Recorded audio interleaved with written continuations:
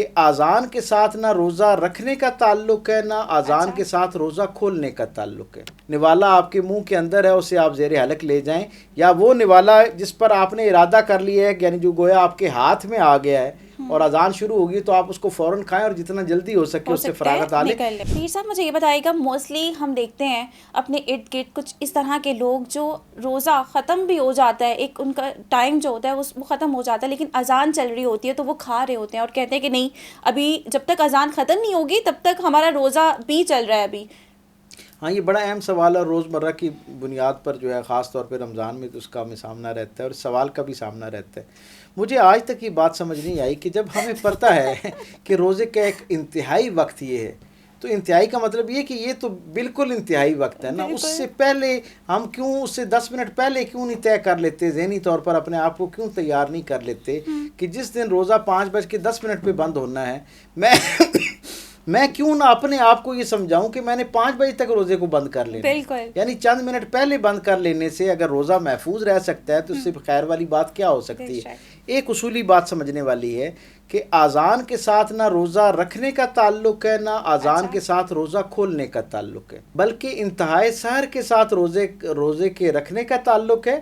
اور غروب آفتاب کے ساتھ روزہ کھولنے کا تعلق ہے۔ اس کا اذان کا سنا جانا یا نہ سنا جانا اس پر انحصار نہیں ہے، ورنہ ہم سب جانتے ہیں کہ ہمارے ہاں تو لگ بھگ 15 سے 20 منٹ تک اذانیں ہوتی رہتی ہیں، اس کا قطعی طور پہ یہ مطلب نہیں ہوتا کہ آپ اتنی دیر تک کھاتے رہیں۔ وہ جو سرکار دو عالم صلی اللہ علیہ وسلم کی حدیث مبارک جس سے اس میں رعایت لی جاتی ہے، وہ کبھی کبھار کا، یعنی سال میں ایک مرتبہ، زندگی میں ایک مرتبہ کا کوئی معاملہ ہو تو اس حد تک رخصت ہے کہ جو نوالا آپ کے منہ کے اندر ہے اسے آپ زیر حلق لے جائیں، یا وہ نوالا جس پر آپ نے ارادہ کر لیا ہے، یعنی جو گویا آپ کے ہاتھ میں آ گیا ہے اور اذان شروع ہوگی تو آپ اس کو فوراً کھائیں اور جتنا جلدی ہو سکے اس سے فراغت آ لیں۔ اچھا، اب یہ جو رخصت ہے نا، جیسے میں نے پہلے عرض کی، یہ رخصت کے درجے پر ہے، اسے زندگی میں کبھی ایک دفعہ ایسا سامنا ہو تو کر لینا چاہیے، سال میں ایک مرتبہ۔ ہاں جی، اب اس کو معمول نہیں بنا لینا چاہیے کہ روزانہ کی بنیاد پر عین جب اذان ہونے کا اہتمام شروع ہو اور اس وقت ہم جو ہے نا ایک دم پھرتی دکھاتے ہوئے، ہماری یہ خواہش ہوتی ہے کہ جو کچھ سامنے موجود ہے وہ کھا لیں۔ اور اکثر اس کے پیچھے کیا بات ہوتی ہے، جب میں کسی سے پوچھتا ہوں کہ بھائی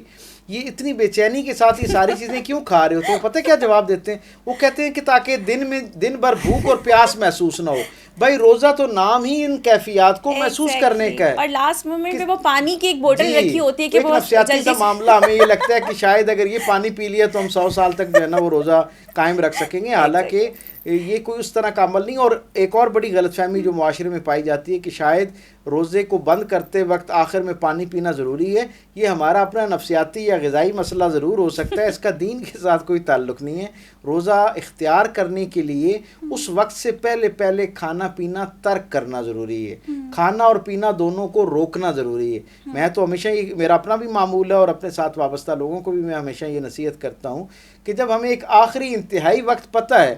تو ایک پوری قوم کا ایک مزاج ہے، جیسے ہمارے ہاں جب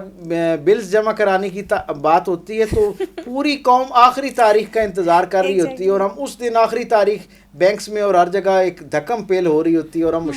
کئی گنا زیادہ مشقت کے ساتھ اسے جمع کروا رہے ہوتے ہیں۔ اسی کو 2 دن پہلے کر لیا جائے تو آسانی ہو جائے۔ یہاں پر بھی مجھے لگتا ہے ہمارا کوئی ایسا ہی مزاج بن گیا ہے کہ وہ 10 منٹ، جب آپ اتنا پورا دن آپ نے روزہ رکھنا ہے تو آپ احتیاطاً 10 منٹ پہلے کھانا پینا ترک کر دیں گے تو آپ کا روزے کے بارے میں وہ جو شیطان آپ کے دل میں غلط فہمی اور بدگمانی پیدا کرتا ہے نا کہ آپ کا روزہ ضائع ہو گیا،